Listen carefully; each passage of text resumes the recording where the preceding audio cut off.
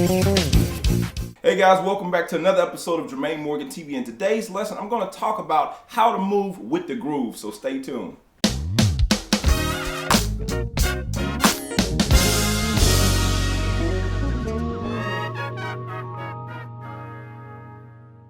Hey guys, welcome back. So at the beginning of the week, I uploaded this backing track that's in the key of C. Many of you have heard this backing track before because I've done it a while back in another lesson. I don't even remember the lesson. And what I wanted to talk about was moving with the groove. I've been getting a few comments, a few emails about people wanting to know things about navigating around the groove. So I wanted to take this really simple progression. I already kind of demonstrated in the backing track. If you've already heard it, if you haven't heard it, I will link it here so you can go take a listen to that backing track and jam out with it. But I want to show you kind of how to get around it. Now the track itself is really simple. I didn't do the entire song. I just took a little section out of the song so you guys could kind of have fun grooving and coming up with different groove concepts. The idea and approach that I took with the song, we'll play it in context so you can kind of hear what I did exactly.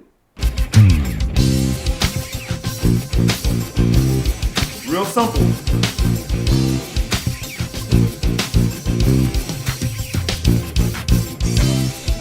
So essentially all you hear me doing is rocking back and forth between that C and B flat. And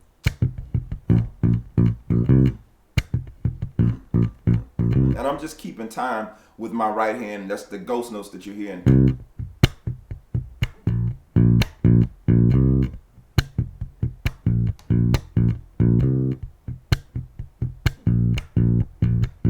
That's all I'm doing with my right hand. And I'm trying not to do it too aggressive, but that's helping me to also keep the time and ultimately keep the groove, because the groove is that sense of timing, that thing that keeps people moving throughout the song. So if you can kind of maintain that element of that, it's not required that you,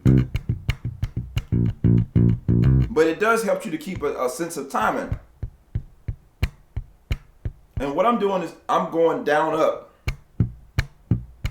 I'm kind of pulling up as I, but it's not really aggressive while I'm playing it, but it is there. So just so you guys have an idea, I'm playing it kind of overly aggressive so you can hear it. So once I have a good sense of timing of what's going on, I can put notes to that beat that I'm keeping.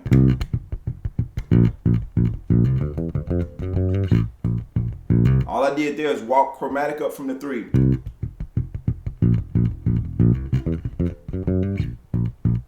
And that's just me putting notes to the rhythm that I was already playing. So I'm keeping that moving. All right, so as we move on into the meat and potatoes of the groove, we get here, let's see.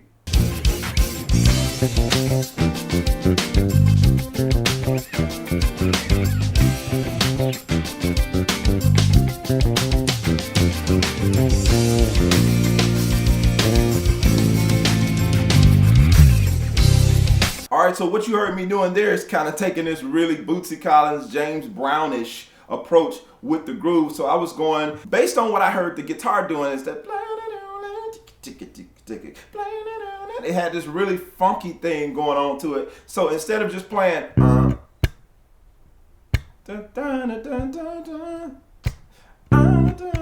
the original song is just straight, is nothing in between.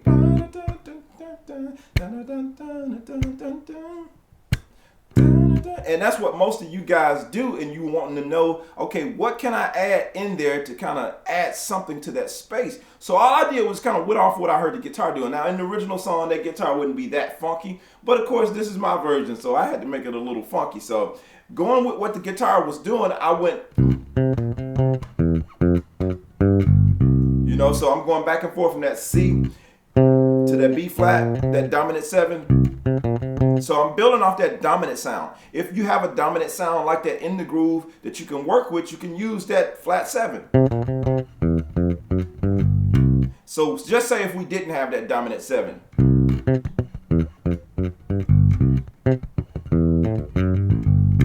We can still get away with that groove without adding that flat 7 in there. Okay, so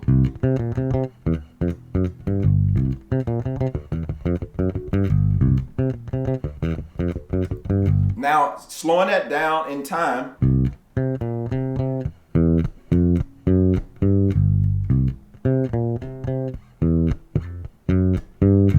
So what I'm doing is I'm kind of breaking it down with the subdivision again. 1 E and a 2 E and a 3 E and a 4. And I'm just picking out where I want to land my notes in that breakdown.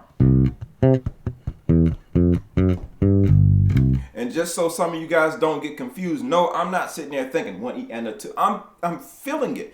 Remember, the groove is more so about the feel. So when I'm playing it, I'm just playing what feels good. I'm not necessarily trying to think 1 E and a 2. I'm not doing that thinking. I'm just showing you, giving you a ground context to what you can do and how you can get there to know what to play in context. But when I'm playing it, I'm not thinking about any of that. I'm just feeling what's there. So if I know the groove is,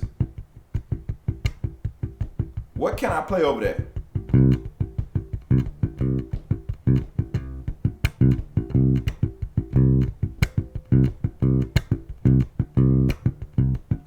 Because what you want to do as a bass player, keeping the groove, keeping the time, you want people to be able to feel it. Ever notice how when a drummer starts playing a beat, you don't need anything else there? The drummer can just take the song and just really groove.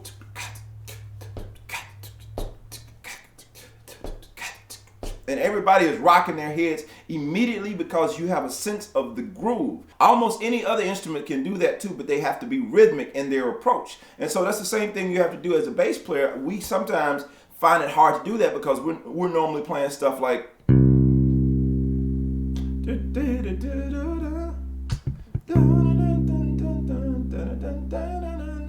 and you think you're grooving because you're bobbing your head. Now you're just bobbing your head because you hear everything else that's going on. So you want to give people that sense of bobbing their heads when they hear you play just as much as they would when they hear the drummer. And the way you do that is kind of emulating what the drums would be doing. Not necessarily playing the drums on your bass, but giving that sense of the feel. That's what you're doing with your groove, is giving that sense of the feel.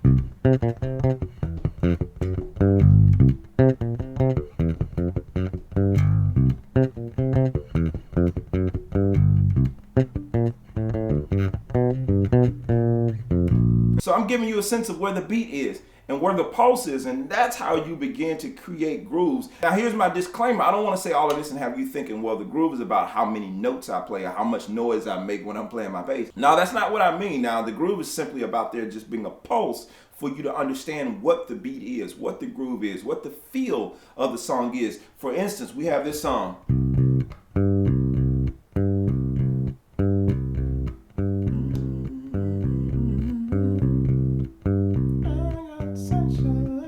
So when we have that song like that, that's the groove. And it doesn't take a lot. We don't have to do a whole bunch of ghost notes and all that kind of stuff. It's simple. It's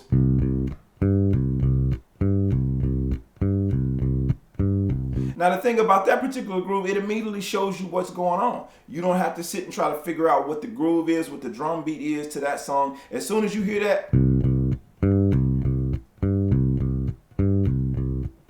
you immediately know what to do. Now the same idea with the song we were playing. The interlude of the song gives you exactly what the groove is.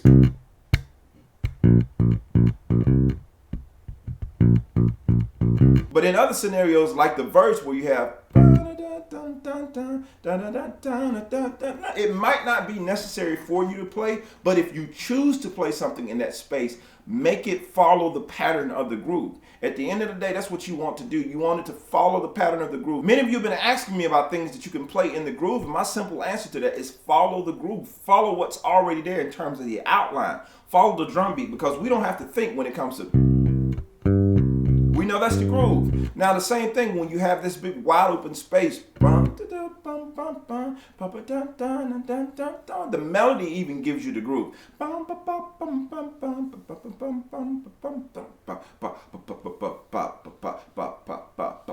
So if I were to take that, not necessarily play the melody, but if I were to take that cadence of the melody and create feels based off of that.